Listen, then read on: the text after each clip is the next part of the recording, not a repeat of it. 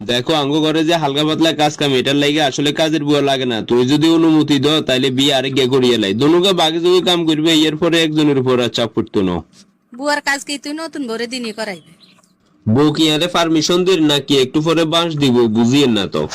ধর্মে তো আর পারমিশনের কথা কয় না, কইছে বউ বেগুনের এক সমানে রাখতে হারবানি। হারুম নি মানে সপ্তাহে 3 দিন তোর 3 দিন হিগের মধ্যখানে একদিন দনুগারলি কনমৈতুন যাই ঘুরিয়ে আমু।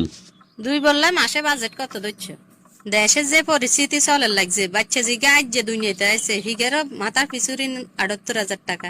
78,000? ইয়ে ন শেষ ন। আঙ্গ আগে শ্যাম্পু গা লোশন গা আনতাম যদি তাহলে 1 বছর যাইতো, অন্ধে 3 মাসও যায় না। হে জায়গাত বউ যদি তুই আর গানো শ্যাম্পু লোশনের হিসে আঙ্গ মাসে 3,000 টাকা যাইব। কি কও এটা? আরে এটা তো যে শ্যাম্পু আর লোশনের হিসাব, আরো খানা খসর গান রয়ে গেছে না। বর্তমানে মাইয়েরা তখন ফাটি ছাড়া কিছুই বুঝে না। 2-4 দিন পর পর এগুনে চিকেন কাবাব ফিশ ফ্রাই এগুন বুঝে না। এত রকমের খরচ করি তুই আবার মাস শেষ বাসা ভাড়া কেনে দিবে।